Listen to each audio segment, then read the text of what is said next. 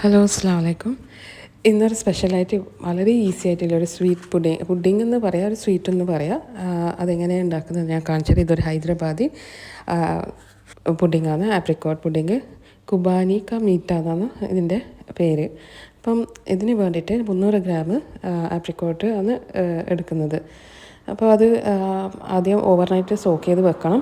ഇനി അഥവാ നിങ്ങൾക്ക് ഓവർനൈറ്റ് സോക്ക് ചെയ്ത് വെക്കാൻ മറന്നുപോയെങ്കിൽ ചൂടുവെള്ളത്തിൽ ഒരു 5 മണിക്കൂറെങ്കിലും ഒന്ന് സോക്ക് ചെയ്ത് വെച്ചാൽ മതി.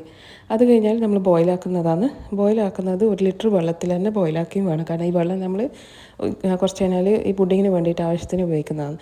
അപ്പോൾ ഇത് ബോയിലായി വരുമ്പോൾ നല്ല പൊങ്ങി വരും, ഒരു നല്ല സോഫ്റ്റായിട്ട് കിട്ടും.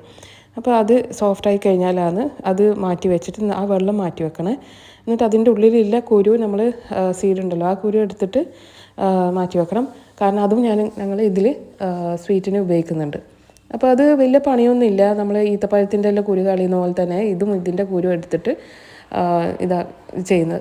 ഇത് ചെയ്യുന്നതാണ്. ഇതിൻ്റെ കുരുവിൻ്റെ ഉള്ളിൽ ഒരു ആൽമണ്ട് ഉണ്ട്. അപ്പോൾ ആൽമണ്ട് നട്ട്സായിട്ട് ഈ പുഡിങ്ങിന് വേണ്ടിയിട്ട് ഉപയോഗിക്കണം.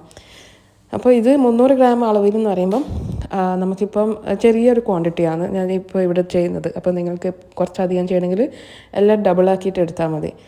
അപ്പോൾ ഞാനിത് ഒരു സോസ് പാനിൽ ഇത് നല്ല സോഫ്റ്റ് ആയിട്ടുള്ള ആപ്രിക്കോട്ടാണ് 4 ടേബിൾ സ്പൂൺ പഞ്ചസാര ഇട്ടിട്ട് ആ വെള്ളം കൂടി ചേർത്തിട്ട് ഇതിലേക്ക് ഒഴിക്കുന്നുണ്ട്. അപ്പോൾ ആ 1 ലിറ്റർ വെള്ളം തന്നെ കണക്കാക്കിയിട്ട് എടുക്കണം. എന്നിട്ട് ഇത് നമ്മൾ ഹൽവയിലാക്കുന്നില്ലേ, അതേപോലെ തന്നെ ഇത് നല്ലൊരു ജാം പോലെ ആവും. ഹൽവൻ്റെ ഒരു ടെക്സ്ചർ പോലെ, ഹൽവൻ്റെ ടെക്സ്ചർ അല്ല, ജാം പോലെ ഒരു നല്ലോണം സോഫ്റ്റായിട്ട് കിട്ടും. അപ്പോൾ അത് നമ്മൾ ഒരു വെള്ളം വറ്റിക്കഴിഞ്ഞിട്ട് ഒരു ടൈമിങ്ങാണ് ഇതിന് പറയുന്നത്. അതുവരെ ഇത് ബോയിലായിട്ട് ചെറിയ തീയിൽ വെച്ചിട്ട് ബോയിലായിക്കോണം. മീഡിയം ഫ്ലെയിമിൽ ബോയിലാക്കുക. അപ്പോൾ അതിൻ്റെ കൂടെ നമ്മൾ കസ്റ്റർഡ് ആക്കുന്നുണ്ട്. 1 ലിറ്റർ പാലിൽ 3-4 ടേബിൾ സ്പൂണ് കസ്റ്റർഡ് പൊടിയും കൂടി ഇട്ടിട്ട് ഇതിൽ ഞാൻ പഞ്ചസാര ഇടുന്നുണ്ട്. പഞ്ചസാര 2 ടേബിൾ സ്പൂൺ ഫ്രഷ് ക്രീം, അത് വിട്ടുപോയി വീഡിയോ എടുക്കാൻ വേണ്ടിയിട്ട്. അപ്പോൾ അത് മറക്കല്ലേ. പഞ്ചസാരയും ഒരു 2 ടേബിൾ സ്പൂൺ ഫ്രഷ് ക്രീം കൂടി ഇതിലേക്ക് ചേർക്കുന്നുണ്ട്. അപ്പോൾ ഇത് ഇത് നല്ല കട്ടിയിൽ തന്നെ കിട്ടണം, ലിക്വിഡല്ല. ഇത് നല്ല കട്ടിയിൽ കിട്ടിയിട്ട് അത് കഴിഞ്ഞാൽ 1 ടീസ്പൂണിൻ്റെ അത്ര വാനില എസൻസാണ് ഞാൻ ഇതിൽ ചേർക്കുന്നത്. അപ്പോൾ ഇത് എല്ലാം ചേർത്ത് കഴിഞ്ഞിട്ട് നല്ലോണം മിക്സാക്കി കൊടുത്തിട്ട് അത് സൈഡാക്കി വെക്കാം. ഇപ്പോൾ ഇത് ഞാൻ കാണിച്ചു തരുന്നത് ഇതേ കട്ടി തന്നെ വേണേ.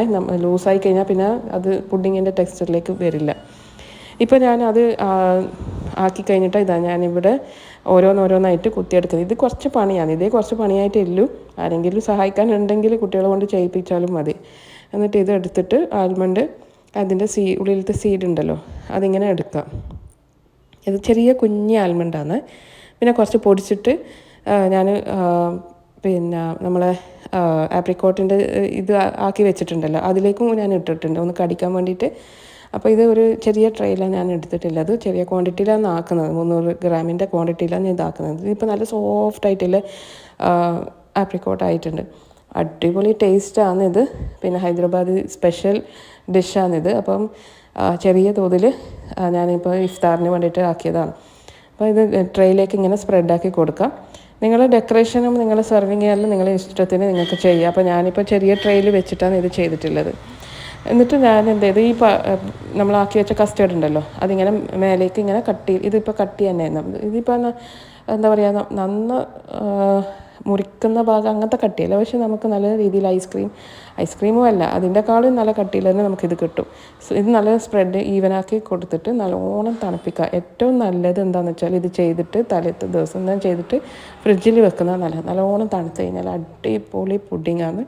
എല്ലാവരും തീർച്ചയായിട്ടും ഇത് ട്രൈ ചെയ്യുക. ഒരു സൈഡ് ഡിഷായിട്ടും നിങ്ങൾ പുഡിങ്സ് ആക്കുന്നതാണെങ്കിൽ എന്ത് മധുരം ആക്കുന്നത് ഇത് കുറച്ചും ആക്കിയിട്ട് എല്ലാവർക്കും കൊടുക്കുക. അടിപൊളി ടേസ്റ്റാണ്. ഈ പെരുന്നാൾക്ക് എല്ലാവരും ഇത് ട്രൈ ചെയ്ത് നോക്കുക. ട്രൈ ചെയ്തിട്ട് ഫീഡ്ബാക്ക് അറിയിക്കുക.